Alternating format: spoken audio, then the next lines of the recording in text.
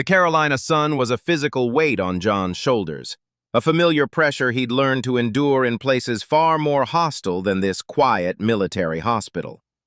He stood at the edge of the parking lot, the stark white of his uniform a beacon against the heat-softened asphalt. The air smelled of hot concrete and the faint antiseptic scent that seemed to bleed from the very bricks of the building before him. This was the last place on earth he wanted to be. His name was John Bradley, and for the better part of 2 decades he had been a ghost, a highly trained, incredibly effective ghost. As a senior chief hospital corpsman assigned to a legendary SEAL team, his world was a symphony of controlled violence and urgent, desperate healing.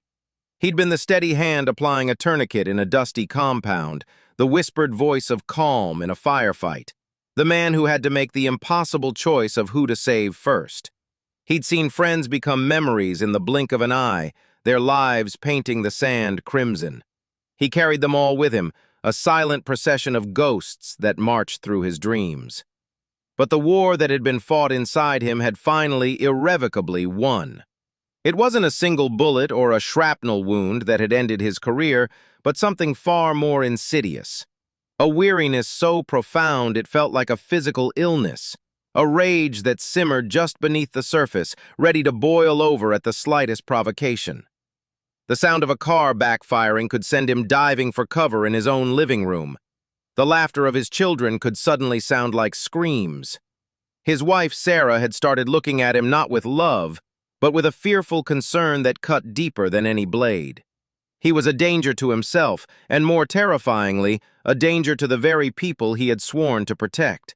So he'd hung up his trident, walked away from the only family he'd truly known, and retreated into the suffocating silence of the civilian world. The medical board had deemed him fit for duty, of course. They saw a man with all his limbs, with sharp eyes and a steady pulse. They didn't see the invisible wounds, the map of scars on his soul. They'd assigned him here, to this sterile purgatory, to a job that felt like a cosmic joke. He was a counselor. His job was to talk to other veterans about their trauma, the blind leading the blind into a field of landmines.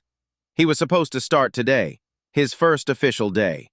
He'd spent the last 20 minutes sitting in his car, the engine off, the air inside growing thick and stale, just staring at the entrance. Every instinct screamed at him to turn the key, to drive away, to disappear into the vast, indifferent expanse of the country. But some stubborn, ingrained part of him, the part that never left a man behind, forced him out of the car and across the parking lot. The automatic doors slid open with a soft, hydraulic hiss, releasing a wave of artificially chilled air that did nothing to cool the fire in his chest. The lobby was quiet, a low murmur of voices and the squeak of rubber-soled shoes on polished linoleum. He approached the reception desk, a high, fortress-like barrier manned by a young airman with a kind, forgettable face. "John Bradley," he said, his voice a low rasp he barely recognized. "First day, behavioral health." The airman's smile was polite, practiced. "Of course, Senior Chief.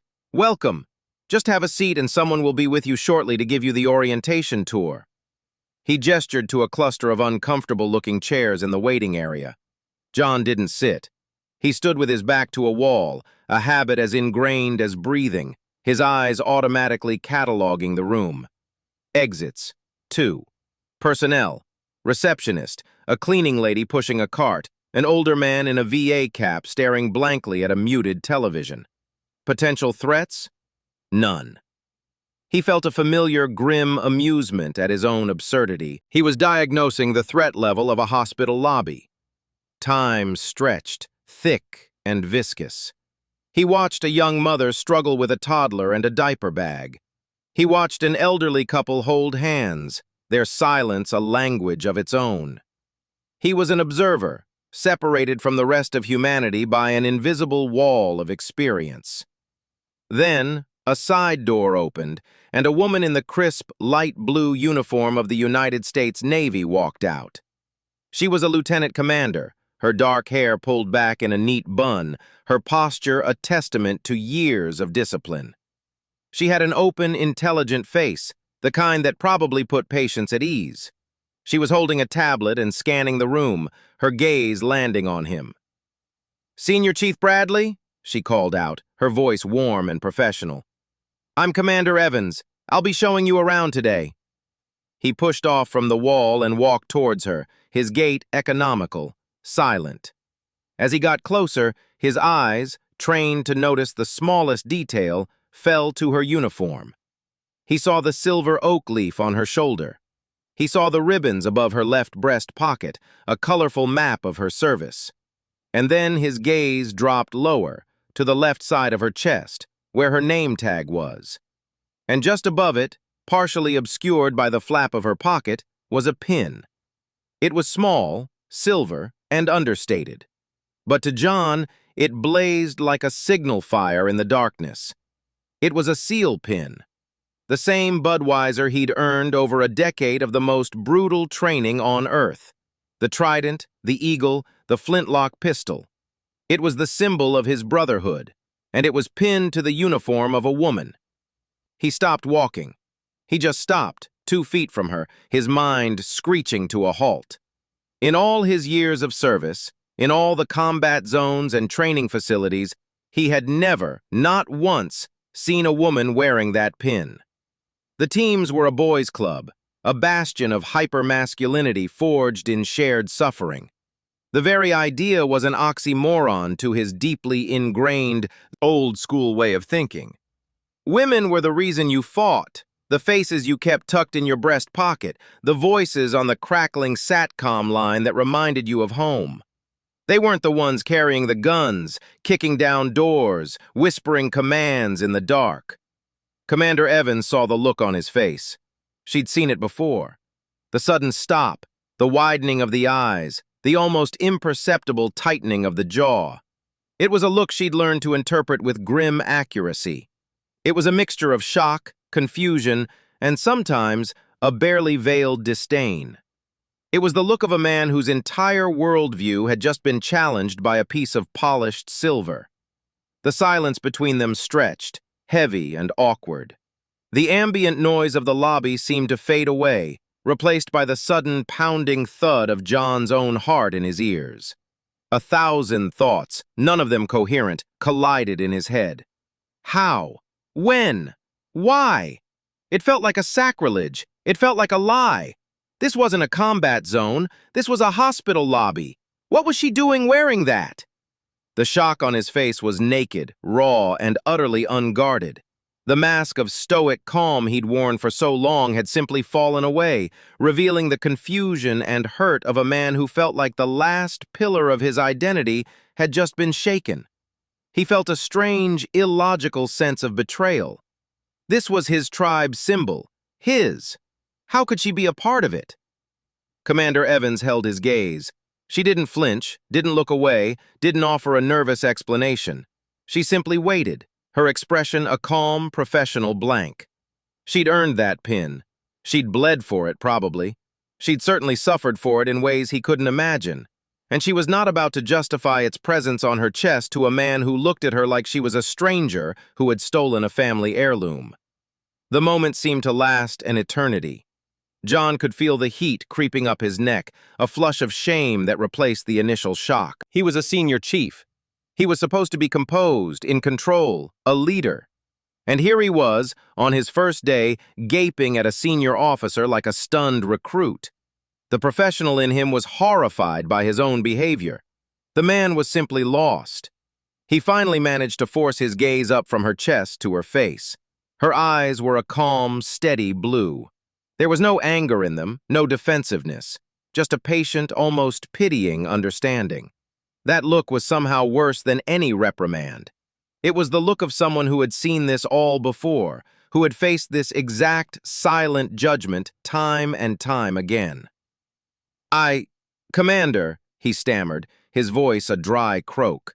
The words felt inadequate, stupid. He had no idea what to say. An apology felt insufficient. An explanation felt impossible. How could he explain that her pin wasn't just a piece of metal, but a symbol of a brotherhood he was desperately, painfully trying to leave, and seeing it there, on her, somehow made his own loss feel more profound, more isolating. "It's all right, Senior Chief," she said, her voice soft but firm, cutting through his paralysis. "It happens." She offered him a small, almost imperceptible smile. It wasn't a warm smile, not yet. It was a pragmatic one, the kind you give a patient who's just had a shock. "The tour, shall we?" He nodded, a jerky mechanical motion. He fell into step beside her, but the easy, silent communication of two naval personnel was gone, replaced by a thick, uncomfortable barrier.